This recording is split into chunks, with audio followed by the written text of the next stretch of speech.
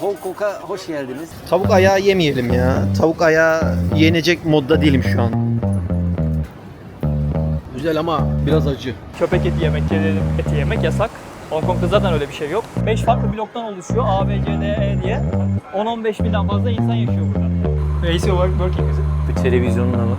300 EKD burası günlük. Bir de böyle bir Banyosu da var. banyosu. Aykut bizi durduk yere milyoner yapacak. Aykut ben alışık değilim böyle şeylere. 16. 15. katlarda hem klaplar var hem de ev partileri yapıyorlar. Vay. 2-3 günde bir haberlerde görüyoruz işte seks partisinde uyuşturucu kullanırken öldü. Hong Kong'un bak eski binalarından. Girelim. Başımıza ne iş gelecek? Okay. Dandan. Nasıl bir spaymış abla burası? Hello. Like, oh. How are you coming? Yeah. How much for the massage? 1 hour. Yeni videoya hoş geldiniz arkadaşlar. Şu anda Macao'dayım. Asya'nın Las Vegas'ındayım. Burayı bitirdim. Geçtiğimiz videoda izlediniz. İzlemeyenler bir önceki videoya Macao videosuna bakabilir. Şimdi Macao'dan öncelikle Hong Kong, Macao sınır kapısına gideceğim. Dünyanın en büyük deniz köprüsü, ulaşım köprüsü diye geçiyor. 55 kilometre uzunluğunda güzel videolar gelecek. Video beğenmeyi, paylaşmayı, abone olmayı unutmayın. Cemkun Hong Kong'a gidiyor. Geliyorum Hong Kong. Bu sınır kapısına geldim. Buradan öncelikle Macao kısmından çıkış yapılması gerekiyor eğer Hong Kong'a gidilecekse. Taksiyle geldim. 78 Hong Kong doları aldı. Fena değildi vallahi, hemen getirdi. Pasaport kontrolünden geçtim. Macao'ya girişte şöyle bir sorun varmış. Ben sorunsuz geçtim girerken de. Arkadaşlar sağdan soldan yazanlar oldu. Nasıl geçtim o kadar kolay? Yüzüme bile bakmadılar dedim. Birçok Türk buraya gelişte sorguya çekilmiş. Hatta geri döndürenler bile olmuş. Valla benim herhalde bir 40'a yakın ülke olmuştur. Sırpların beni kapıda boş yere böyle yarım saat bekletmesi dışında hiçbir ülkede sorguya çekilmedim. Girişte hiçbir şey sormadılar bana. Onu söyleyeyim, merak edenler olabilir. 65 Hong Kong dolarına Hong Kong kısmına geçmek için shuttle. Böyle bir şey aldım. Hong Kong'un havası bak böyle. Hiçbir şey göremiyorum.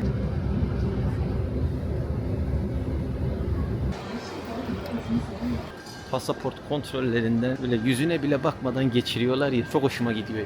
3 aylık Hong Kong vizemi aldım. Bize vizesi bordo pasaportu olanlara hızlıca geçtim. Bir dakika bile sürmedi.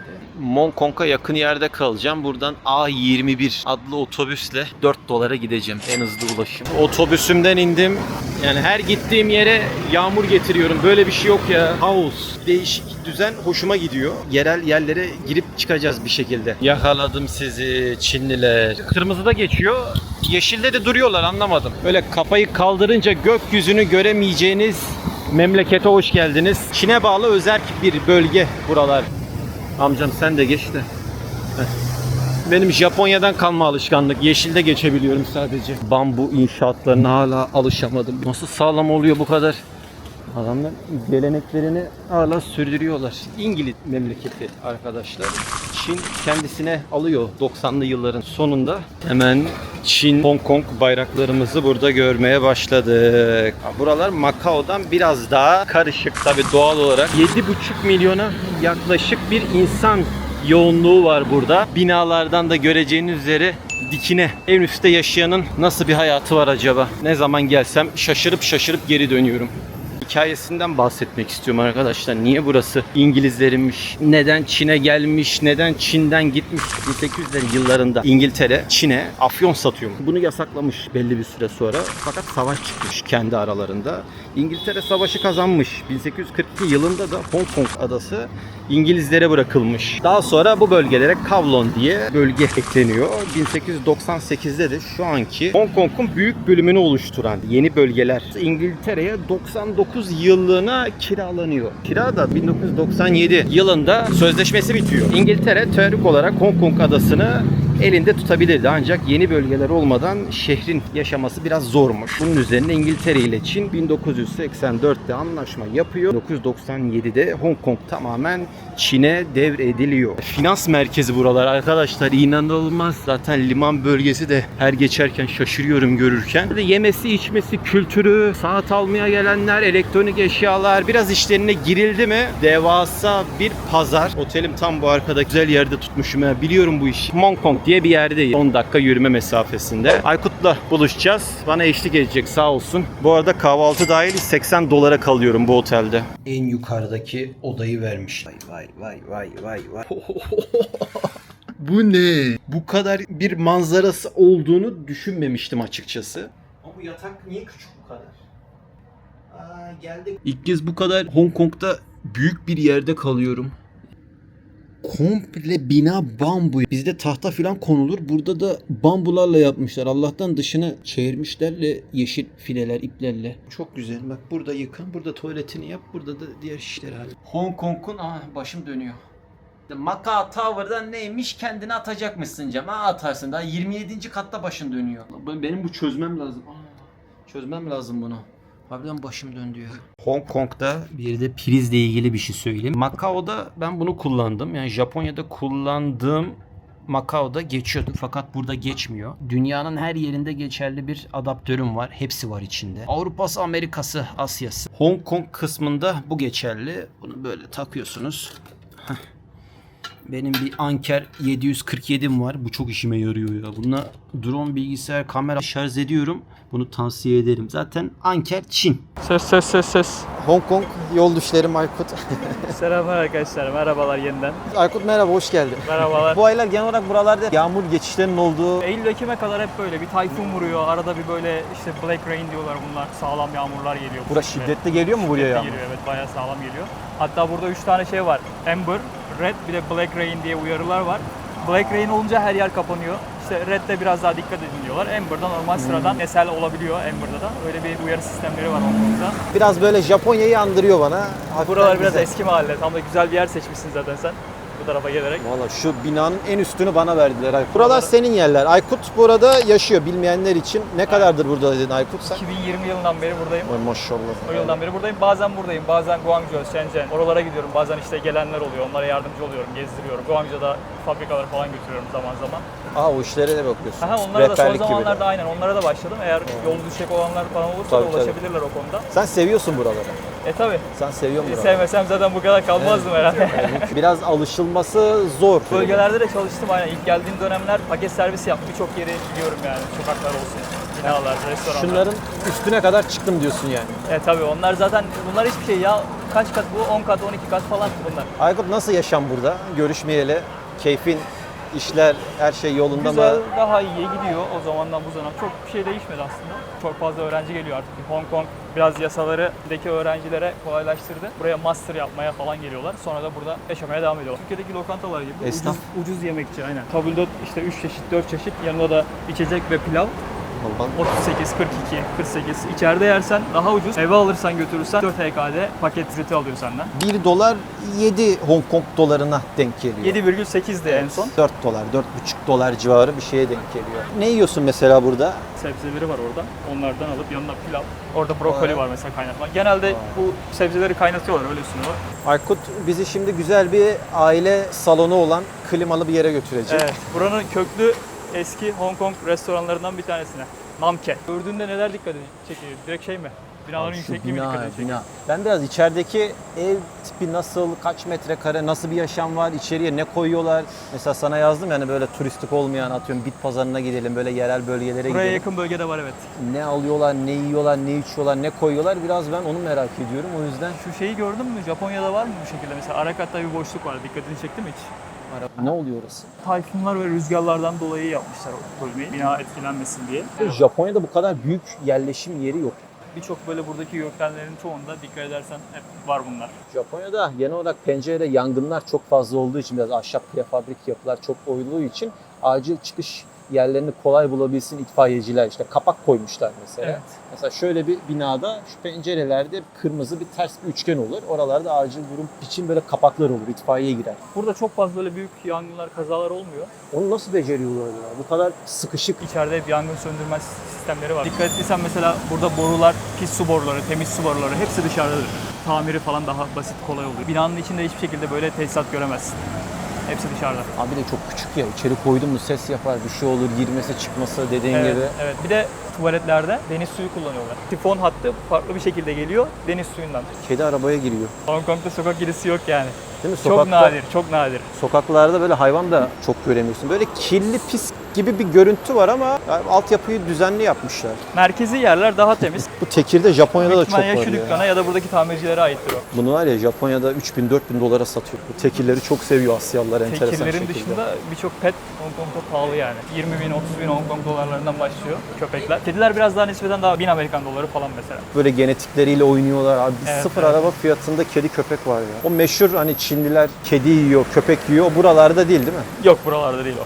Hong Ya Kong'da. genel olarak Çin'de zaten çok az o. Hep Çin'in adı çıkmış o konuda ama de yemiyorlar ya da yeniliyorsa hala da çok kuzeylerde. Geçtiğimiz yıllarda onu yasakladı tamamen. Artık yasalara göre köpek eti yemek, kedi eti yemek yasak. Hong Kong'da zaten öyle bir şey yok. Vietnam'da çok meşhur mesela o. Hala daha devam ediyor yani. Asıl Vietnam'da oluyor yani o. Vietnam'da ben o Sapa, Çin sınırına doğru pazara girmiştim. Bir orada görmüştüm. Namke noodle. Vay vay vay vay vay vay. Masamız şenlendi. Şimdi Hong Kong hıyarı. Üzerindeki susam sosu, etli noodle. Bu Aykut'un ne var içinde Aykut'un? Favorilerinden. Genel olarak et ve et topları var. Et, Şöyle et göstereyim. topları. Biraz fasulye filizi mi onlar ya? Onlar evet. Bu Fasulye soya filizi, fasulyesinin yeşillik. kökü, soğan var mesela. Taze soğan, sarımsak. Mesela et topları. Elle sıkıyorlar bunları böyle. Direkt sıcak suyun içine kaynatıyorlar, pişiriyorlar. Doyurucu. Şunlar haşlamalı. Bunlar direkt bizim yahni usulü parçalanan etlerden. Bak şu milk tea, İngilizlerin armağanı. Ha, sen Karışık Hong etin Kong- yanında Evet, bu Hong Kong usulü, bir de limon çayı. ilginç tercih. Bak burada yaşayan biri olarak Sütlü çay. domates soslu etle 11 dolara geliyor tanesi. Yani hepsi aşağı yukarı 23 dolara geliyor öyle söyleyeyim. 23 dolara. Bu şekilde direkt. Afiyet olsun. Suyu güzel gözüküyor. Biz de bir yiyelim bakalım. Düşündüğümden büyük. Eriştesini de beğendim. Löpet ya baksana şu löpet. Aykut'tan buralı olmuş ya. Etle birlikte sütlü çay. Mesela Türkiye'de restoranda böyle bir şey desen büyük ihtimal yoktur zaten et restoranında sütlü çay da. Benim damak tadı biraz buraya kaymış iyice. Valla Aykut'la karnımızı doyurduk. Aykut burada Uber çalışıyor mu? Uber çalışıyor. Genel olarak insanlar burada ulaşımı ağırlık olarak nerede? Minibüs ve otobüs. Çoğunlukla minibüs otobüs çünkü çok güzel çalışıyor. Ulaşım sistemi Hong Kong'da her şey birbirine bağlantılı olduğu için çok iyi çalışıyor. Normalde hani arabası olan insanlar bile bazen arabasını kullanmıyorlar. Çünkü park yeri problem olduğu için pahalı ve park yeri bulamıyorsun. Sen genelde ulaşımı otobüs, minibüslerinden mi? Otobüs, minibüs, tren, tramvay, bazen taksi acelen varsa. Görme engelli insanlar için de böyle bir ses yapmışlar. Aynı zamanda bunlar çok telefonu da böyle daldıkları için Ha böyle ses çıkarıyor. ses çıkıyor, onu da takip ediyor. Ses Kırmızı çıkarıyor. ışık yandığında farklı, yeşil ışık yandığında farklı sesler çıkartıyor. Japonya'da da kuş ötüyor. Japonya'da kuş versiyonu var. Bu kadar gürültü yok mesela Japonya'da. Mesela benim alışamadığım noktalardan biri bu. Japonya'da böyle bir yerde olsak sıfır sessiz. Yani evdeymişsin gibi. Burada da tabii küçük Bak bir yer şimdi olduğu ses için. değişti. Yeşile döndü. Benzinli araç yok burada. Onlar da çok gürültü yapıyor. Aykut neredesin? Burada mı yakıyorlar? Burada yaktıkları şey daha çok böyle ölünün yanında işte ev, araba yanında götürmesini istedikleri ve eşyalarını falan yakıyorlar. Onları hani öldükten sonra yanında göndermek istedikleri. Ölüyü getiriyorlar mı buraya? Getiriyorlardır. Zaten funerallar hep buralara yakın, o yakma merkezleri. Burada yakmıyorlar ölüyü direkt ama ölünün yanında gitmesini istedikleri eşyalarını yakıyorlar. İçeride de tören yapıyorlar, son uğurlama gibisinden. Orada sandalyeler, masalar var. Binanın simsiyah olması o yüzden. Evet evet, burada bir tören yapıyorlar işte. İnsanlar geçiyor, burada sıralanıyorlar. Dua tarzında bir tören, son uğurlama. Ay hiç bunun bakıldığında ben böyle düz bir ara... Eski mahalle olduğu için bunlara izin veriyorlar. Daha çok şehir merkezlerinde göremezsiniz bu gibi yerler. Burada yılın belli dönemlerinde böyle evlerin önünde tenekeler falan görebiliyorsun, koyuyorlar. İnsanlar kendileri de yakabiliyorlar yani. Hong Konglular buraların videosunu çekmezler, uğursuzluk getireceğine inanırlar. Onlarda da batıl inanç var o Evet zaman. evet, hayaletlere falan çok inanıyorlar. Buranın minibüsü böyle. Sarı minibüslere benziyor. Evet. Bunlarda oktopus kart geçiyor mu? Geçiyor. Şurada cihazlar var, geçiyor. Ön tarafta da para atılan yerler var. Nakit atabiliyorsun. Para üstü vermeme var mı? Para üstü yok. Paranı ona göre. Büyük otobüslerde de aynı şekilde. Otobüs kartın varsa birçok şeyi yapabilirsin yani Hong Kong'da. Metroya binersin, minibüse binersin, taksiye binersin. Taksilerde de bu arada bazıları destekliyor. Fotoğrafta biri var. O erkek mi kadın mı ya? O abi mi? Kadın. Burada da genelde aynısı olması gerekiyor ama bazen böyle şeyler yapabiliyorlar. Bize mi denk geldi yine? Evet, bize denk Ya geldi. ne zaman taksiye binsek başımıza iş geliyor bak. Oluyor, evet, Hong Kong'da oluyor. Ben de geçen tartışmıştım. Şöyle bir şey olmuştu. Uygulamadan çağırdım. Uygulamadan ödeyeceğim ücretini. İnerken bana şey dedi, bas dedi şeyini, ödemeye bas dedi. Ben dedim ki yani istediğim zaman basarım çünkü o benim uygulamayla benim aramda. Bir de çok yağmur yağıyor dışarıda. Yok dedi, ödemeden kapıları açmam falan dedi bana. Galiba orada da bir tree var sanırsam, ödemeden kaçabiliyorsun Mesela zannedersem. benim alışamayacağım taraf da bu mesela. Japonya'da hiç böyle şeyleri düşünmüyorsun abi. Sistem var, herkes sisteme uyuyor. Evet, Hiç evet. böyle şeyler aklına yani başına gelmediği için aklının ucundan da böyle şeyleri düşünmek geçmiyor. Çin'de öyle şeyler gördüğüm kadarıyla biraz Çin'de başa biraz daha gelebiliyor. sistemli. Ya Çin'de Çin, hiçbir ben hep sıkıntı buraya yok. Çin diyorum ama işte özel bir yer olduğu için işte Evet, biraz. evet, yarı özel. Yani o yüzden burada biraz böyle problemler olabiliyor. Hala biraz daha eski sistem. DJI deyince DJI'nin merkezine geldik Aykut'ta da tabi burada değişim biraz zor. Aldığın yere kısacası götür diyorlar. Buralarda tabi vergiden düşme de olmuyor. Vergi olayı yok burada. Hong Kong'da vergi olmadığı için fiyatı neyse o. Ortalama $700 civarı bir şey. Swarovski diyor 2306. Geçen bir girdik video öyle bir tane alayım dedim 1000 yene. 20 tane kutu aldım. Acaba bunların belgesi filan ama Swarovski belge vardır bunlarda ya. Kristal diyorlar da canımın içine böyle bir hediye mi alsam? $300 geliyor. Sadece fiş veriyorlar. 950 HKD'lik bir küpe. Işıkta çok parıldıyor. Gözüme hoş geldi de Swarovski'den. Japon biriyle evli olunca gördüğün gibi seni bir yarım saat tuttum burada. Nasıl böyle aslında ya? Hong Kong'da da böyle çok severler yani böyle gösterişli markaları. Seviyorlar. Bir anda Aykut'a minyon gösteriyorum. Böyle bakıyor abi. Niye kristal minyon bakıyor bu diyor. Böyle bir yarı fiyatında olsa alabilirdim. Ama açıkçası biraz pahalı ama hepsi kristal dedi. Made in China değil mi bu? Ya güzel gözüküyor ya. Şöyle. Liechtenstein. Canımın içine Hong Kong'dan bir hediye. Hadi bakayım. Hong Kong'a geldik. Bir anda kristalli milyonlara $300 verecekken Aykut dedi küpe al. Küpe daha iyi oldu, evet. 950 HKD'ye 20.000 yenlik oldum. Alışverişler akıyor bu akşam maşallah. Tehlikeli bir binaya gideceğiz. Hong Kong'un en tehlikeli binası diyorlar oraya. İnanılmaz tehlikeliymiş yani. Öyle Acayip. böyle bir tehlike yok. Aykut dedi ki çıkamayız. Belki çıkamayız. Şaka yapıyorum şaka. Bir girip göreceğiz bakalım hadi. Böyle abartıyorum. Beklentiyi yükseltiyoruz değil mi? ondan Abi, bu sonra? cadde ne güzelmiş Aykut böyle ya. Bu cadde Nathan Road, Natan Caddesi, Mongkok, Chamshuipo. Çok uzun bir cadde bu arada. Çok uzun ve geniş. Zengin Çinliler buraya mı geliyor? Arka yola geliyorlar. Harbor City tarafına geliyorlar. Buralarda hep büyük markalar var. Chanel olsun, Brandov olsun. Pahalı markalar hepsi bu bölgede olduğu için Çin'den buraya alışveriş yapmaya geliyorlar. Bir de burada sahte ürün olma olasılığı yok. Hepsi sertifikalı gerçek ürün. Çin'de biraz daha öyle sahte ürünler çok fazla. Mücevherler mesela şurada ileride var. Özerk bir yer diyoruz. Çin'e bağlı diyoruz. Sen böyle Made in China. Mesela Baski'ye girdik. Arkasında Liechtenstein yazıyor. Anca öyle çakma ürünleri mesela nerede bulabilirsin? Hani böyle dikkat edin diyeceğin bir bölge neresidir mesela? Hong Kong'da mı? Evet burada. Hong Kong'da Hani çok mu aramak lazım? öyle ürün bulamazsın. İkinci el falan satıyorlarsa bu ikinci el sitelerinde, Facebook'ta oralardan bulunursa. Ama Hong Kong hükümeti onları yakaladığında çok büyük cezalar verdiği için cesaret edemiyor satmaya. Ama Çin'de bulabiliyorsun. Çin'de Guangzhou'da falan bulabiliyorsun. Shenzhen'de bulabiliyorsun. Bu kısım biraz daha farklı. Sen tabii çok gidiyorsun geliyorsun oralara. Tabii kurallar farklı. Hong Kong kuralları biraz daha işte İngiltere tarafından olduğu için biraz daha sert. Resmi dil 2 tane. Biri Kantonca, birisi de İngilizce. İkisini de kullanabiliyorsun. Mandarin de girmeye başladı. O da işin içine. eklendi. Evet, evet. Sen bana bir yer gösterdin burada. Cami. Cami, evet. En büyük camisi. Kowloon Mosque and Islamic Center. Evet, burayı Pakistanlılar idare ediyor. Pakistan, Hindistan, yerli buranın Hong Kong'da Çinli Müslümanlar falan da var. Müslüman nüfusu var yani Hong Kong'da. Turist buraya geldiyse Simsal Shui öyle okunuyor. Buraya uğramadan bir yere gitmez. Çünkü en ucuz konaklamalar, işte mağazalar, gezilecek turistik noktalar falan hep bu bölgede olduğu için genelde buraya uğrarlar yani. 1,5 senemi falan burada geçirdim. Yani Hong Kong'un merkezi yerlerinden bir tanesi. Kowloon bölgesi. Şöyle etrafa baktığın zaman hep jewelry, Rolex, işte saat markaları. Abi Çinliler seviyor böyle takıp takıştırmayı. Tabii, evet. Mücevheratlar, saatler, Rolex'ler onlar bunlar. Şu bambulara alışamadım ya.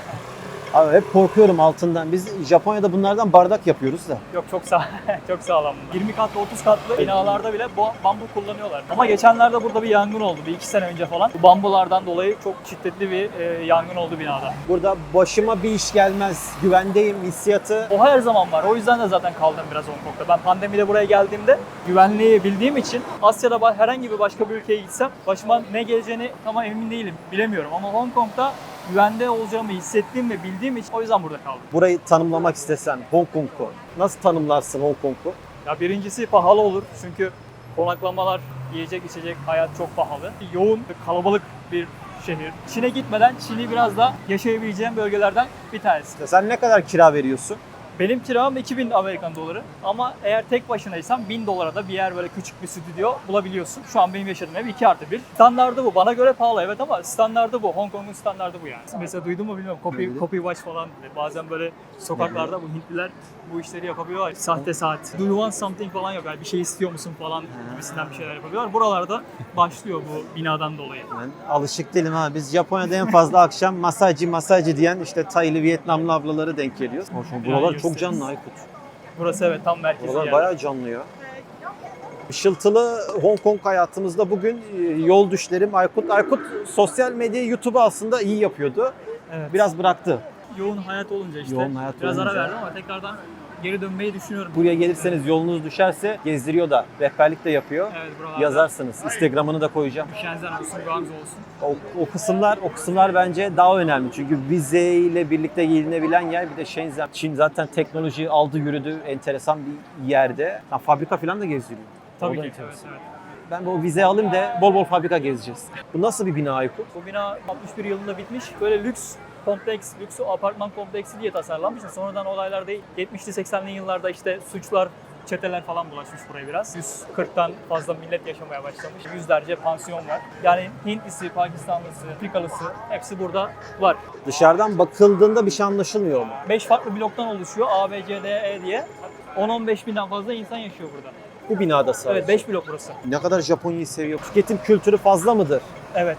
Sürekli dışarıda yiyorlar, evde yemiyorlar. O yüzden getirler yani pahalı markalar, çantalar, restoranlar gibisinden dışarıda tüketimleri fazla gayet. Şuranın içerisine bir girelim mi Aykut? Merak ettim ya. Girelim. Chunky. Eskiden tehlikeliymiş. O yüzden biraz da sosyal medyanın abartmasıyla ve filmlerin de biraz böyle Çinli filmleri, Hong Kong filmlerin birçoğu bazı sahneleri burada çekiliyor. İnternette güvenli değil, çok tehlikeli diye yansıtıldı, abartıldı bence. Günümüzde çok güvenli burası. Cebinden paranı çalacak, cüzdanını burada- çalacak öyle o tarzda. Burada öyle şeyler olmaz evet. Hiç başına mesela geldi mi öyle bir şey? Yok gelmedi. Hiç gelmedi mesela. Gelmedi. Adam senelerdir burada yaşıyor. İşletmesi de büyük ihtimalle farklı bu katın. Burası biraz lüks. Bu tarafa gidip bakabilirsiniz. DJ'yi tamir ederler mi burada 5 dakikada? Bazen Hindistanlı bir abi karşıma çıkıyor. Yani tavayı böyle 2 saniyede bir şey vuruyor. Ben de gördüm onları zıplıyor, hopluyor falan böyle. Yukarıdan bir kablolar çekiyor. 2 saniyede tamir ediyor. Burada işte bana öyle bir adam lazım Aykut. Belki alt katta bulabiliriz onları. Öyle bir ya da Çinli yan- abi lazım. Burada taş falan alıyorlar. Koku değişti. Bir şey yakıyorlar burada. Bu çok meşhur bu tırnak olayları Hong Kong'da. Japonya'dan da daha uyguna geliyor. Hong Kong'da dönüyor zaten Asya'da ve dünyada olsun. Avrupa'dan sonra. Asya'da çok en güvenilir yerlerden bir tanesi böyle Rolex olsun. Bakıldığında çıkıyorsun bir Saat. kata, 3. 4. kata böyle bir yer var. Evet. Bilmeyen için biraz zor olabilir. Hani güvenilir mi güvenilmez mi ama İnternetten bulabilirsin. Ya yanında sertifikasını da verdiği için birçoğu güvenli yani. Çinli her şeyi kopyalayabiliyor Aykut. O yüzden sertifikada olsa biraz bilen biriyle gitmek, görmek. Tabii ki evet. Ama sonuçta burada fiziki bir dükkanı var. Buradaki insanlar mesela şurada bak. Değil mi? Gösteriyor. İşte 37 bin, 15 bin, 30 bin şeklinde. Kolay kolay öyle dolandırma olayları olmaz. Kapılar falan mesela çift kapı olayı var burada. İşte buraya girdiğinde ikinci kapıyı açıyor düğmeyle içeriden. Aa, güvenlik Yüksek güvenlikli muhabbetleri. buralar yani evet. Vay anasını. Bizde bayağı pasaj yeri gibi aslında burası. Pasaj andırıyor biraz. Evet evet. Böyle Bu Doğu bir- Banka falan benziyor. Turist geldi buraya. Ne kadar zaman ayırmalı Hong Kong'a sence? Burada Disneyland var, Ocean Park var. Tema parklarına falan gitmek isterlerse 6 gün 7 gün olur ama sadece ben sokaklarını göreceğim, şehri gezeceğim dersen 3 gün 4 günde yetebilir. Yani 3 gün yeter yani. Bak burası biraz enteresan. Bizim para birimi yok. Kriptocular da burada çok çoğaldı. Gelip buraya Binance'tan falan onların hesaplarına QR'la parayı atıp direkt nakit olarak alabiliyorsunuz. O yüzden hiç de yanında döviz getirmene gerek kalmıyor yani. Aa, Tabii USDT olarak para değiştirebiliyorsun. bu da enteresanmış. Evet evet. Bu sol tarafı biraz daha Afrikalıların bölgesi. bu siyahi abi o yüzden çıktı orada. Evet bu ön taraf ve arka taraf biraz daha en dip kısım Hintlilerin. Hong Kong burası. Hintli ve Pakistanlıların. Karışık her milletten insan var Tabii gibi ki, ya. tabii ki. Kendi başına küçük bir şehir gibi bir yer. Valizler falan çok ucuz oluyor burada. 100-150 EKD'ye yani 15-20 Amerikan dolarına valiz alabiliyorsun. Bak burada başka bir dövizci. Yani demir parmaklıklar ardında. Burada akşam partiler falan veriyorlar Afrikalılar. 2 dakika yürüdük 10 farklı milletten insan var. Evet şimdi bir anda Hindistan, Pakistan'a bak Müslüman bir abimiz geliyor mesela. Çinli Müslüman bir abimiz. 6-7 yıldır ben geldiğimden beri böyle bu küçük suları satıyor burada. Hong Kong'da en ucuz suyu bu abi satıyor. 2 dolar. Sadece 2 EKD. Sürekli böyle mi bu abi? Sürekli burada evet. Alacak mısın? Bir su alayım.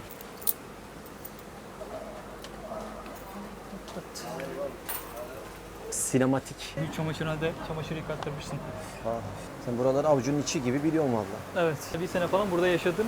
O yüzden turist olduğum zamanlar şu restorandan falan çok yemek yemişliğimiz var yani. Elleri bayağı lezzetlidir bu Hindistanlı abilerimizin. Hint çayı falan seviyorsan alabiliriz birer tane. Hintçi sağ olasın. Şu anda Şeyli, zencefilli güzel Hint çayları var. çay severim ama Burada da aynı şekilde. biraz daha video çekeceğimiz için. Yok, ayaküstü içebiliyoruz öyle küçük. Madem kolay gelsin. Bizde şey irmiye benziyor ya. Biraz daha yürüyelim. Bak burada bir tane Müslüman mağazası var. Misvak falan satıyorlar mesela. Misvak mı? Misvak. Geçen gün diyordum ki kendi kendime bir tane misvak bulmam lazım. Japonya'da yok mu? Denk gelemiyorsun ya. Bir tane misvak mı alsam ya? İstiyorsan buradan alabilirsin. Bir tane alayım ya. Bu misvak çok güzel bir şey ya. Benim dişlere göre Aa, hangisi? Buraya gelmişken bir misvak almadan da gitmeyelim ya. Aykut'a Cemkun kanalından güzel bir misvak. Ama bunu Japonya'ya sokabilir miyim acaba ya? Made in India diyor. Ben seviyorum böyle kültürün içerisine girmek. Burada bulursun yani. Başka yerde de bulamazsın bu. Zeytin ağacından yapılmış Vay vay misvaklar. vay vay Zeytin vay. ağacından da yapılıyor muydu ya? Bak bu da ilginç. Ben misvakı böyle farklı bir ağaçtan yapılma bir ürün olarak biliyordum. Bak buralar falan çok lezzetliler. Şekerpare mi abi? Biryani falan meşhur. Bu da şekerpare mi o ya? Aykut Evet benzeri evet. Yedim ben daha önce Şekerpare. ondan. Bir yuvarlak değil mi? Onu diyorsun. Hangisi? Bir bakalım. Abimin elindeki. Ha bu evet bu. Bu ne abi? Şekerpare gibi. Benziyor evet bayağı benziyor. Bak biryani var burada. Bu da çok Oh, lezzetli. biryani abi.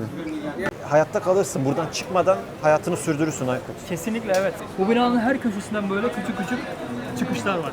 Abi Hong Kong genel olarak böyle kirli değil aslında da böyle yerlerde biraz Merkezi fazla. yerlerde bu aralar çöplerin toplandığı yerler biraz böyle. Yani biraz daha tehlikeli katlara doğru gidelim. Biryani yapmayan abileri görelim. Bak burada Çinliler de gelip kalıyor. Bilmeyen turistler falan burada ilk gelip kalıyorlar. Sonra da daha başka yerlere geçiş yapıyorlar burayı sevmeyen. Sarışın Çinli de görmüş olduk. Cemkun kanalı ilklerin kanalı gibi. Üst kata mı çıkalım? Abi biz daha yeni kavurma yedik ya. Güvenilir mi? Yenilir mi sence? Ben yedim daha önce, hasta olmadım. Güzel. Telefon satıcıların bu teknolojinin merkezi halindeymiş. Sonra tabii zaman içerisinde teknoloji ticareti hep burada dönüyormuş. Abi iPhone 17 Pro Max satıyor. Ne kadar? 10.100 Hong Kong doları. There is no double SIM right after 17. China version have. But there must be some problem in the China version. 1200 dolar. 1200 dolarmış arkadaşlar. Bu tek sim kart. Bir tane de eSIM var içinde. Hong Kong versiyonlarında birçok ürünü kullanabiliyorsun. Birçok uygulamaları kullanabiliyorsun.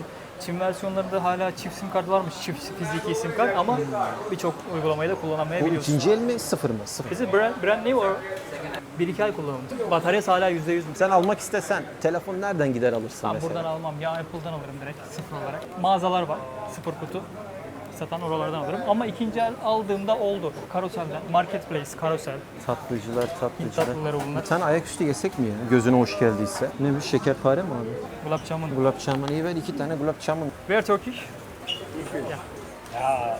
Misvahın üzerine abi parayı aldı. Verecek inşallah. Sen video çektiğin için. Evet, Indian sweet. Bir Kemalpaşa tatlısına benziyor. Afiyet olsun. Vallahi bizim tatlıyla aynı. İyi. Bir dolar değil mi? Bir dolar da. Bu Hintli tatlısıysa Hintli usulü yiyeyim ben direkt. Ey maşallah. Indian style. I like it, good. Okay, thank you. Thank you. Sorry, drop a bit. It's okay, it's okay. Okay. All of the shop. Abimin yerini göster. Yeah, thank you. Görüşürüz abi. Tatlısı güzeldi. Kemal Paşa. İkinci kata çıkalım. Bak Çinliler falan da bayağı keşfediyorlar buraları, geziyorlar. Bunlar hep ana karalı dizisi yani normal Hong Kong'lar gelip burada böyle gezmezler. Biraz korkuyorlar aslında Hong Kong'lar. Normal abi. 10 milletten insan var burada. Şimdi dışarıdaki görüntüye bakıyorsun. Kapkara bir abi sana bakıyor. Ama tatlısı güzel de enteresan Tatlısı şekilde. lezzetli, evet. Çünkü Mansion'da misvak aldık. Kemal Paşa tatlısı yedik. Ama Hintlilerin böyle mutfağı yer yer bize benziyor zaten ya. Benziyor, bazıları Yer benziyor. yer benziyor. Hint mutfağı bizim damak tadına biraz uygun. Gel bir ikinci kata çıkalım. Aykut dur onu göstereceğim. Hacı abilerin peşinden gitmeden önce Buralar biraz tehlikeli. sen bir yırtılmayan para. Bu yırtılmıyor. Benim bildiğim yırtılmıyor. Harbiden yırtılmıyor ya. Çok dayanıklı. Niye sadece 10'da böyle bir şey var da 50'de 100'de yapmamışlar? Vallahi yırtılmıyor. Evet. Ama yırtılmıyor abi. Yırtılmıyor. Allah bereket versin. Bugün de yırtılmayan parayla. Buralar biraz daha riskli bölgeler. Bak benim tıraş olduğum berber burası. Instagram'a yüklemiştim bir ara. Siyahi abi gelmiş. Tokatlamıştı beni bayağı bir masaj yapıyorum diye.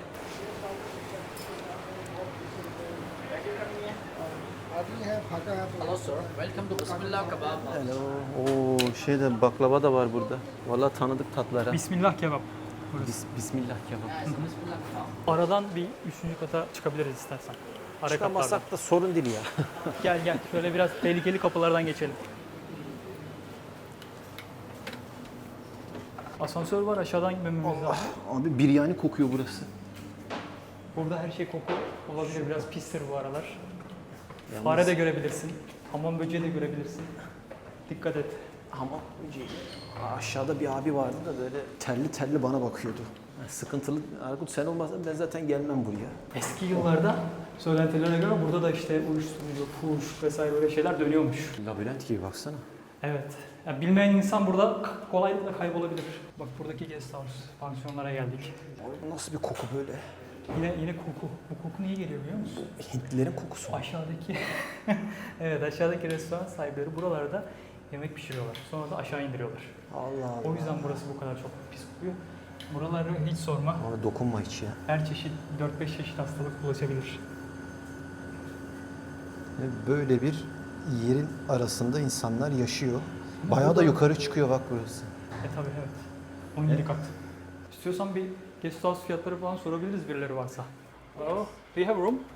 Sure. Abi odaya bir bakalım abi. But if you want, I remove the bed sheet. Bir bak istersen böyle. Böyle bir yemiş. But if you want, I remove the bed sheet. Is it for drying? Okay. Yeah, Like a drying. laundry you use.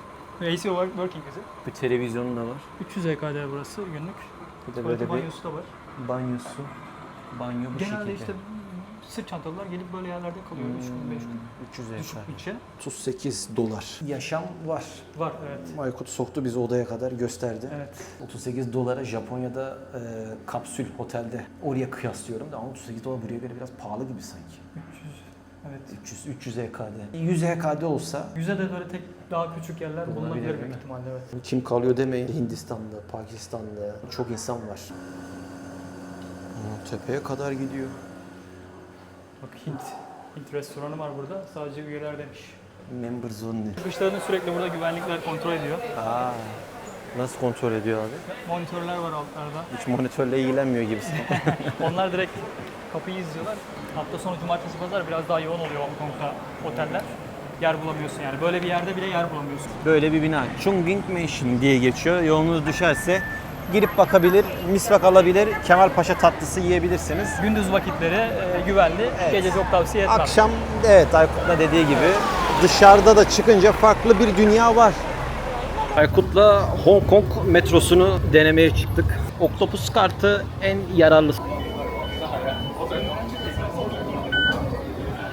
Sende kırmızı yandı Aykut. Ne yanda? Geçtikten sonra sensöre çok yanaştın o yüzden. Aykut dedim acaba çözmüş mü olayı artık? Biraz yoğun bir vakit. Merak ediyordum Hong Kong metrosu, otobüsü, raylı ulaşım sistemi derken ve dikkatim bir şey çekti. Çok bizim gibi böyle Avrupa'yı turist yok. En çok turisti burada görebiliriz diyor Aykut. Bizim gideceğimiz yer Şamşipo. 5 durak gideceğiz. 9 dakikalık bir yol var. 10 HKD 1,5 dolar bir ücret alacaklar bizden. Google gerçekten iyi çalışıyor. Japonya'daki gibi fiyatı her şeyi burada görebiliyoruz. Ama bu kadar küçük bir yerin bu kadar sürekli bir doldur boşalt sistematik bir şekilde yapması da çok güzel. Japonya'dan alışayım ben abi. Allah. Bazen açılabiliyor böyle. O bilgi bende yoktu, açılabilir bilgisi. Az kalsın düşüyordum. Böyle ayakta durarak bir saat boyunca Japon'un kulak memesinde gidebilme özelliğine sahibim arkadaşlar. Bir saat. Buradan Hong Kong'un bir ucundan bir ucu 1,5 saat falan. Tam şurada oluyor. Şöyle yapışıyorlar. Hiç ses yok. Sıfır sessizlik. Şöyleyiz. Şöyleyiz bak. Şöyle. Herkesin kulağında bir kulaklık, telefona gömülme. Şamşepo'ya geldik. Çıkarken Aktopus kartımızı okutalım, geçelim. Şöyle. 7.4. 1 dolar. Burada güzel bir bit pazarı var. Aykut'un da video çektiği, kanalına yüklediği yerlerden. Her yerden bir şey çıkıyor Aykut. Bak burası da aslında içerik için güzel bir memleket. Metrosu ama kullanışlı. Böyle zorluk çekilecek tarzda değil. Bunda zengin yapıcı milyoner olacaksın. Aykut bizi durduk yere milyoner yapacak. Aykut ben alışık değilim böyle şeylere. Altılı. At yarışı da oynayabiliyorsun da bu bildiğin altılı şans topu gibi bir şey yani. Hong Konglu Gül Batur var mı burada? Çinli sarı kız. Ejderhanın gülü. Mark 6. 2 günde 3 günde bir çekilişler oluyor. Aslında yarın bir at yarışına mı gitsek ya? İstiyorsan gidebiliriz yani. Kaç para tanesi onu? Şimdi burada 42 yapayım. 34 yaşındayım. Buraya beni 5. gelişim. Aykut kaç yaşındasın? 31. Cemku kanalı 1 numara. 44 Malatya. Abi zaten gelirse böyle şeyde gelir. 10 EK'de Aykut bizi durduk yere $1,5 yaptı. Çıkarsa 50-50. Golden Computer Center'a getirdi Aykut bizi. Abi akşam vakti hala işleyiş devam ediyor. Yani istersen kendine bilgisayar toplattırabiliyorsun. Hangi özellikleri istiyorsan ona göre. Fiyatlar burada genel olarak bayağı hesaplı. Ucuz elektronik burada. Bir de bol hediyeli. Yanında bol bol bilgisayar çantası, mouse, kulaklık olabildiğince hediye veriyorlar sana. İndirim de yapıyorlar. Mesela 1 TB'tır içindeki SSD'si. 2 yapıyorlar onu. Bilgisayar aldım bu arada. Kendi sağlam oyun bilgisayarı almıştım. Şu ikisi mesela çok güvenilir, sağlam, orijinal ürünler satıyorlar. Ben de buradan almıştım. Daha önce MSI aldım kendime laptop. Sonra Acer aldım. 5000 Hong Kong doları, $4,500 geliyor 5090'lar. Ben dedim geçen sene aynı bilgisayardan aldım. Daha ucuzdu. 27.000 dedim. Şu an dedim 35-36.000 yapmışsın. Çip fiyatları pahalandı dedi. Kaç para indirecek abi? $4,500'dan kaça indirebilir şu özellikli bir şeyi? 34.000'e indirdi. $200 indirim yaptı. Abi makine canavar gibi makine ya. Abimize şey dedik, teşekkür ettik. Burada farklı bir teşekkür ediyorlar mı Aykut? Tabii evet. Doze diyorlar ya da Doze diyorlar. Doze. Peltek Z. Doce de diyen oluyor. Buna ne alıyor bu insanlar burada böyle? Japonya'da denk gelemeyeceğim ürünler, şeyler var. Böyle çeşit çeşit kablolar var hiç. Aklının eremeyeceği Type-C'den işte mikroya, mikrodan Type-C'ye, USB'den Type-C'ye çok değişik. Kim geliyor mesela buralara? Buralara genelde hep turistler geliyor. Çinliler buralara gelmez. Bir Çinli gelip buraya buradan bir şey almaz. Çünkü onların Hochambei'yi var Shenzhen'de. Çok daha ucuz, hesaplı ve buradan çok daha detaylı ürünler orada var. SD kartlar falan çok ucuz oluyor. Burada 3-4 tane alırsan daha ucuza hesaplıya geliyor ve hepsi orijinal. 1 TB yazıyor 1890 Hong Kong doları. 230-240 Amerikan doları civarında. $80 512 GB micro SD. Gelmişken alayım. Aykut da fikir verdi. Normalde 1 TB alacaktım. Parça parça aldım. SanDisk'ler filan, SSD'ler bir tık böyle pahalı. Ama burada çok para gider. Solda atma burada da. Abi bu çip muhabbeti. Akşam 8 olduğu için biraz kapanışa denk geldik. Dünyanın en büyük çip üreticileri Tayvan. Oraya da gittim gördüm. Daha detaylı da gezeceğim o Tayvan kısmını ama yani Japonya'da PlayStation yok. Buraya geliyorsunuz PlayStation yok.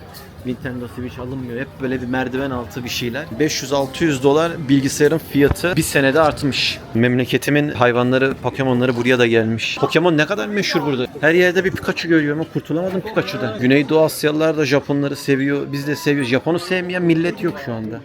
$25, $25, $25, 25, 20. Fiyatları çevirme, mevirme derken tamam taksfiri, muhabbetleri de yok. Bayağı bir zaman gider. Biz girdiğimizde hava aydınlıktı, karanlık oldu. Buralar pawn shop, emanetçi dükkanı. Gelip buraya saat, telefon, pahalı eşyalarınızı emanet bırakıyorsunuz. Karşılığında belli bir para alıyorsun. Onun tabi burada belli bir süresi var. O süre içerisinde tekrardan gelip o parayı teslim edip almazsanız saatiniz, telefonunuz, arabanız, herhangi bir şeyiniz satış. Peki alırken aynı parayı mı verip alıyorsun? Sen kaç para aldıysan o parayı artı faizini büyük ihtimalle. Ben hiç denemedim ama veriyorsun. Onun belli bir faizi var. Şu işareti görüyorsan bir yerde orada bu şekilde rehineci dükkanı vardır. Kaz mı? Canavar gibi ya. Bu ne abi? Lezzetlidir, iyidir yani. Kesip koyuyorlar önüne. Her şeyiyle koyuyorlar. Her şeyle kesip bırakıyor önüne. Pilavla falan yiyorsun. $5 şu şekilde. Uygunmuş. 20 HKD verim. O 20 HKD ne geliyorsa kafana göre al. Tavuk ayağı yemeyelim ya. Tavuk ayağı yenecek modda değilim şu an. Balık kekleri, tavuk ayağı. Oh. Siumai. Làm mà nào. Spicy. Az çotto Japonca'ya döndüm bir an. $2,5. Siumai. Konkların balık topları. Bayağı sıcak. Çinlerin acısına çok güvenemiyorum da. Abi derdi ne abi? Ha çıkamadı oradan. Güzel ama biraz acı. Senin acıyla aran yok herhalde. Ya ben acı yiyorum ama çok acı sevmiyorum. Niye? Yemeğin tadına almak, bakmak istediğim için acıyla çok öldürmek istemiyorum. Hissettiğim sıcaklık, nem derken ama böyle sıcak yerlerde acı tüketmeleri. Simay, bu da simay. Karides, ahtapot, yengeç. Bu iyi ama. Uyuştu biraz ağzımda. Ya özellikle az koy dedim ama Ama güzel, 2,5 dolara göre böyle bir atıştırmalık güzel. favori tatlıcım var hemen şurada. Hemen favori tatlıcısına gidelim Aykut'un. Ha burada çok Tesla araba ben görüyorum ya. 2 plaka var o Tesla'da. Bir tanesi Çin'e gidebilmek için. Z ile başlıyor. Bir tanesi Hong Kong. Valla dudaklarım yanıyor. Bu nasıl bir isot koydu bize ya? 5-6 gibi açarlar. Gece 1-2-3'e kadar açık kalır. Bazen bazıları daha geç saatlere kalır. Aşureye benziyor, ben onu aldım. Genelde bir meyve ağırlıklı. 1998'den beri burada. Bir deneyelim, gel Aykut. Vay vay vay, masamız şenlendi Hong Kong'da Aykut. Bebek kaşıklarımız da geldi. Hindistan cevizi içerisinde servis edilen bir Çin tatlısı. Hurma var. Bir de longan meyvesi var şu. Aşurenin Çin versiyonu. Çin tıbbında kullanılan malzemeler var. Cildi nemlendiriyor, akciğeri destekliyor, enerji veriyor, yaşlanmayı yavaşlatıyor. Mesela bir Çinlinin suratına bakınca yaşını tahmin edemezsin değil mi Aykut? Edemiyorsun evet. 50 yaşında biri böyle 30-35'inde falan 20-25 falan gösteriyor. gerçekten Evet. ciltleri çok genç kalıyor. Hep bu yedikleri şeylerde saklı. Karışık meyveli. Say Milo, Çin sütlaçı gibi. Bayağı lezzetli. Meyve zaten Güneydoğu Asya, buralar, Tayvan, meyve kesinlikle deneyin gittiğiniz yerlerde. Koskocaman Hindistan cevizine şifa. Onda mesela. Bayağı da bir insan geliyor. Normalde akşam vakitlerinde buralarda dersiniz yani insanlar evinde oturuyor ama tam tersi. Mesela Aykut onu söylesin yerken. Aykut bitirdi ya. Genelde Hong Kong'da böyle evde durmazlar. Sabah işe giderler, çalışırlar 8-9 gibi. Ondan sonra bir yerlere seyahat ederler, gezerler ya da yemeğe giderler akşam 8 gibi. Yemekten sonra işte böyle tatlıcılara giderler, sporunu yaparlar. Evleri çok küçük olduğu için de ondan da biraz kaynaklanıyor. Evi sadece uyku amaçlı kullanıyorlar. Onun dışında full hayatları dışarıda geçiyor. AVM'lerde, işte böyle restoranlarda, sokaklarda geçiyor yani. Sıcakkanlı. Aslında o Çin'in o pataküte konuşan insanları biraz daha burada farklı bir İngiliz kültürü altında gitmiş. Acele bir hayat var yani. Genellikle Hong Kong adasında çok daha yoğun, koşturmalı bir hayat var. Buralar Kowloon bölgesi biraz daha sakin. Tartışırlar bol bol. Birbirine vurmazlar. Vururlarsa çünkü çok böyle şeyler var. Cezaları var, yaptırımları var. İlk vuran sağlam ceza alabiliyor. Yani vurmaya da çok eğilimli insanlar değiller. Biraz kibar insanlar burada. Ona göre yetiştirilmemişler yani. Karınca duası var ya, anlaşılmıyor. Doktor yazısı gibi. Doktor yazısı gibi. Bak oktopus kartıyla da ödeme oluyor. Evet. Amaç. Yapay Mumsapsey. 154. Kart niye geçmiyor buralarda? Ya Japonlarda da bu var. Turist geliyor, Japonca konuşuyorlar. Turist anlamıyor, daha çok Japonca konuşuyor. Daha bağırıyorlar Mesela biraz. burada da 154 işte bir şey dedi. Sen yani dedin, çevirdin mi orada? Yapay Mumsapsey. Ama anlamıyorum. Daha çok böyle üzerime geliyor. Yine anlamıyorum ama. Turistik yer sayılır. En basit böyle şeyleri bilseler daha iyi olabilir. Şuranın 12. katında 2017 senesinde Huang Yon abimle beraber bir video çekimi yapmıştım. Mahşong oynuyordun değil mi orada? Mahşong çekimi. Evet. Oralarda Bruce Lee'yi yad ederken böyle Çin şarabı içiyorduk. Likörlü Çin şarabını içiyorduk. Oradan Hang Yon abime selam gönderiyorum. Sana dedim, biri beni çekerken ben enteresan biri oluyorum. Şu arkası şey dedin, genel evlerin olduğu sokak dedim. Burası da domuzcuların olduğu Burada sokak. da evet domuz biftekçileri. Burada akşam vakti bir ladies market var. Gece geç saatlere kadar orası açık. Burası her şey Çin 1 milyoncu. Saat 9 ya. Bunlar burada hırsızlık yapanları böyle ifşa ediyorlar. Ama Japonya'da da var bu. Evet. Burada da yeni meşhur olmaya başladı. Çok eskiden fazla göremiyorduk bu şekilde. Bak elime attım gibi buldum. Gözlük temizleyici çaycı. Bu tam benlik ya. 2EK'de dediğin yok. Bedava zaten çıkmıyor. Evet. Bedava. Neredeyse 10 sene oldu Aykut'la tanıştığımda. Hep böyle sokaklarda bileklik yaparak işte Tayland, Güneydoğu Asya'da. Evet. Şunları bilseymişiz önceden hiç yapmaya gerek yokmuş. Direkt alırmışız. Ben buraya geldikten sonra öğrendim burada Değil mi? Çin'den sipariş verip alabildiğimizi. Ben akrabalara, kuzenlere sesleniyorum. Abi belli bir miktar bileklikleri alın, sağda solda satın. Ama gezmek isteyenin önünde kimse durmaz. Tamam, maddi durumla da alakalı bir durum ama bence maddi durumla gerçekten alakası yok. Kulaklık kaşları var. Bayağı bunlar güzel kaliteli. Fitil mi bu? Sen Bayağı falan 30 yani. liraya falan geliyor neredeyse. Burayı biraz kurcalamak lazım Aykut. Burada bayağı bir şey var ya. Dediğin zaman Burada 1 saat, 1,5 saat. gördüğümüz her şey Çin değil mi? Made in China mı? Tabii çoğunluğu hep Hepsi made in China evet. Genel olarak Dediğin çoğunluğu. gibi örnek veriyorum. Bunun fiyatı 89 ama ana yerine gitsek Çin'de, fabrikasına gitsek atıyorum 10 kutuyu 89'a alırız. Tabii kesinlikle. Burası biraz parakendici olduğu için. Su varmış onun içinde. Ha bu terse mi, böyle mi üflüyor? Ama bu çok güzel bir şeymiş bu Aykut. Şunu Japonya'ya götürelim. Evet. Ben bunu Japon sakura hanımefendilere kaça satacağım? Bunu bu arada Çin'den çok daha uygun fabrikalardan gidip bulabiliriz. 89. Pazarlığını yapabiliriz yani. Şöyle söyleyeyim, hanımefendilere satabiliriz. Ama çok güzel bir şey. Evet evet, su koyup bunu böyle yapması Bak şeye bayağı bak. serinletiyor. Buz gibi. Aa oradan charge edildi. Aa. Oo, bayağı klima gibi çalışıyor ya. Değil mi? Oğlum bu çok güzelmiş ya. Bunu ilk defa gördüm bu arada. Defalarca geldim buraya. Bu yeni gelen bir ürün. Ben bunu deneyeceğim ablam. Yine geleceğim. Bu güzel bir şeymiş. Kötü işi puşt işte diyor. Ya.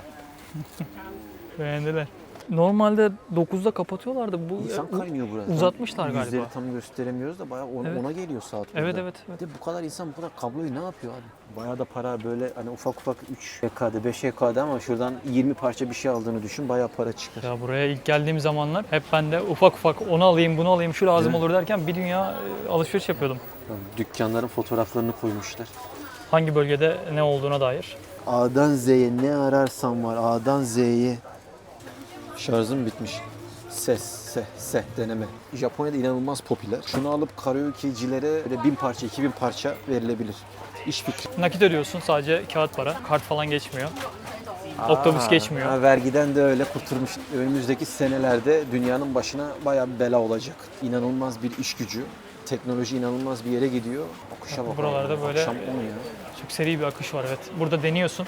Satın aldıktan sonra bir sıkıntısı, arızası varsa değişim yapıyorsun hemen. Hemen Hemen anında. evet, bak buralarda lamba aldın, şarj aleti aldın, kablo aldın, hemen buralarda deniyorsun. Her sepette de böyle 20, 30, 40 farklı bayağı bir şey almış yani insanlar. Evet evet. Tesla ama çok Tesla gördük ya. Her yerde Tesla var. Böyle mat arabalara bayılıyorum ya. Tesla niye çok fazla? Çünkü burada taksitle alabiliyorlar. Gençler falan hemen alabiliyor yani, ucuz. Standart bir asgari ücret ne kadar mesela burada? $2000 $2000 civarında. Evet. standart. Evet, Yani standart. McDonald's'ta markette çalışan Evet, biri. evet, evet. eline $2000 standartıdır. yarısı kiraya gidiyor diyorsun. Gider. Ya stüdyo gibi bir Kesin yerde gidiyor. kalırsa gider. Yılda 2 defa yurt dışına seyahat edebiliyor, gezmeye gidebiliyor. Devletin çok güzel böyle destekleri var. Devlet evi veriyor mesela burada. 2500-5000 EKD'ye kadar aylık kira olarak sana devlet evi veriyor, onu sağlıyor. İşin yoksa, maaşın çok anladım. düşükse bunlara verebiliyor yani. Senin gidip bir başvuru yapman lazım. Ondan geçmen lazım. Evet, anladığım evet, evet. kadarıyla. Aşağı yukarı 5 yıllık bir süreç var. Sana bir pokare alayım mı? Japon Olur durumu. olur içeriz. Aykut dedi ki burada spa yazıyor. Ama spa değil. Ama spa olmayabilir. Aykut'un girmediği yer kalmamış ya. Abi ne Buralarda- ara girdin sen buraya gezdin ya? Kapılarda yazıyor hep, diyor işte yeni kızlar, Yeni mi kızlar? yeni kızlar. Spa yazıyor orada. Biraz buralar işte getto yerler. Spa. Evet, böyle sokak boyu devam ediyor buralar. Ne oldu kamerayı açınca bir durdun. Gel girelim. Hong Kong'un bak eski binalarından. Girelim ben başımıza ne iş gelecek?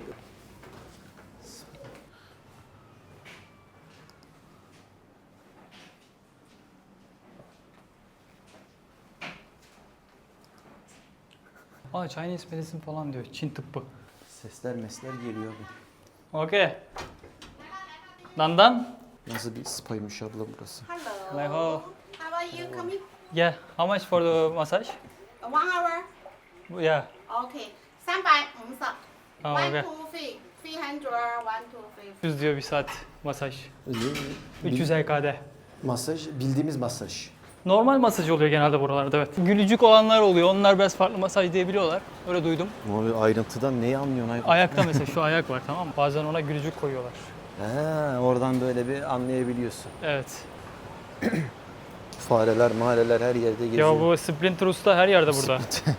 Ne kadar uzun kuyruğu var Baksana onlarda şuna ya. Taksileri çok güzel. Tam böyle Çinli filmlerden çıkma. Ama Japon malı.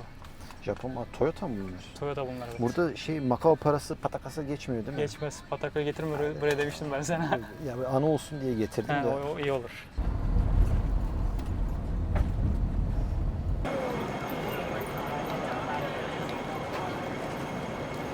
Işıltılı Hong Kong hayatımız kaldığı yerden devam ediyor. Vay vay vay, Japon Sushiro, Japon malları, King Wah Center. İlk kez görüyorum. Hong Kong'a ben de ilk kez geldiğimde, bu SimCity'di burası. Yukarıda SimCity yazıyor mu bilmiyorum. İlk kameramı buradan almıştım. 7/24 canlı ya buralar. Her yer ışıl ışıl. Hong Kong'un Mong Kong bölgesi. Kaldığım yerde biraz buraya yakın. Japonya'da bu saatte saat 10 hiçbir yer açık olmaz. Burada birçok yer açık. Burada neredeyse her yer açık. Hemen şu metro çıkışlarında canlı müzik falan yapıyorlar. Küçük stüdyolar burada çok fazla. Gençlerin yaşadığı, kaldığı. Bir de merkezi bir yerde, birçok üniversiteye yakın. Burada Ladies Market diye bir yere geldik. Kadın pazarı. Bayağı da canlı. Gece yarısına kadar buralar işleyiş var. genelde kopya ürünler oluyor bu bölgede. Ama burada da kopya olduğunu söylerler. Kopya falan derler yani. Kopya zaten belli kopya oldu. Zaten üzerinde salça lekesi var. Hong Kong'a hoş geldiniz. Açtı beni bak.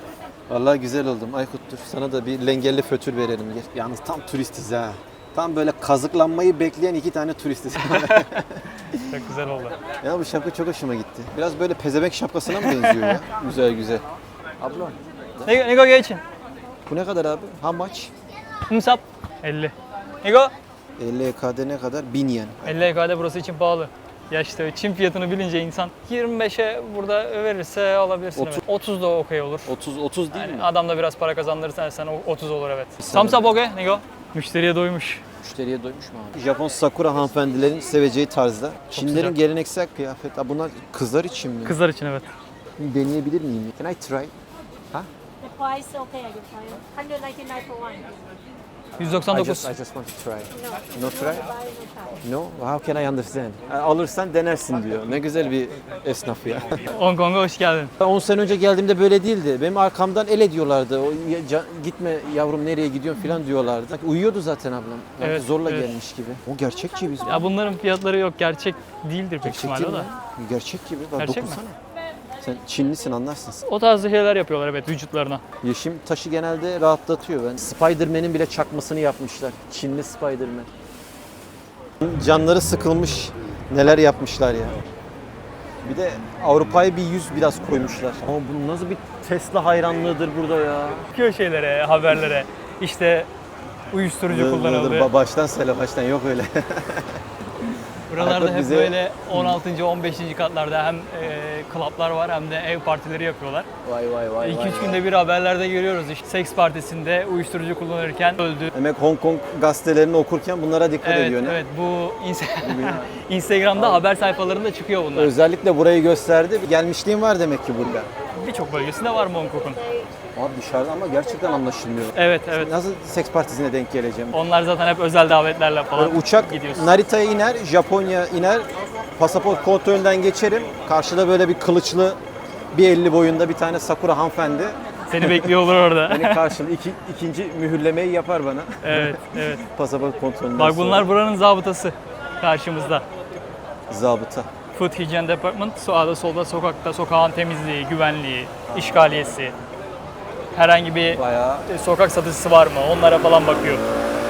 hareketli ama hareketli. Hong Kong güzel bir yer, bayağı hareketli. Hafta içi çekim yapıyoruz bu arada. Hafta içi böyleyse demek ki hafta sonu Çok daha kalabalık oluyor. daha da kalabalık olur. Bunlar ceza yazıyor mu Aykut? Yazıyorlar evet, sokağa sigara atarsın. Şu an mesela karşıdan karşıya geçersin. Kırmızı ışıkta ceza yazabilirler sana. Sokağa sigara atarsın, hemen videoya çekerler, ceza yazarlar. Ha, videoda çekiyor. Çöp atarsın tabii, evet. Çin Facebook'larında falan videoları paylaşılıyor. Pusuya yatıyorlar, bekliyorlar sigara içen birini gördüklerinde. Bir yandan da video çekiyorlar. Sigara içenin de tabii hiçbir şeyden haberi yok. Yere attığı anda videoda zaten kaydı var. Hemen gidip yakalayıp cezayı veriyorlar. Temiz buralar. Evet. Ben biraz daha böyle kirli bir şey bekliyordum. Buralar tam merkezi yerler. Abi yere baka baka gidiyor zaten ya. Evet. Eline almış Canon kamerayı. Anladım. Japon görünümlü bir şey gördüm de burada. Luxury Night Club diyor. Ha bunlar Japon değil mi bunlar ya? Gece kulübü diyor. Ben bilmiyorum bunların. Böyle bir yerde abi. Bakıldığında hiçbir şey anlaşılmıyor. Yukarıda böyle Zeki Demirkubuz'un filmini çektiği salaş bir yer var. Akşam ondan sabah 6'ya kadar açıkmış burası. Şuradaki görüntüden bile içeride nedenle yoğun bir hayatın olduğu anlaşılıyor. Ha karaoke yeri mi? Toplar moplar var orada. Şu olay bizde de vardı. Üzerine böyle kabak gibi asmışlar ya. Bizim Anadolu kültüründe de var. Bir dikkatimi çekti. Biz Aykut'la şimdilik ayrılıyoruz. Sabahtan görüşürüz. Aykut bizi çok güzel yerlere götürecek. Görüşürüz. Tamam, görüşürüz. Bay bay. Işıltılı Hong Kong hayatımızda kalacağım yere geldim. Benim Victoria Peak'e çıkmama gerek yok. Bu ne? Büyük binalar. O kadar bana göre değil ki. Sonraki Hong Kong videosunda çok güzel bir videoda görüşmek üzere diyorum. Bu ne ya? Bu böcek içeride mi dışarıda mı? Bu bana bir işaret. Oğlum senin ne işin var burada? Ha uçtu.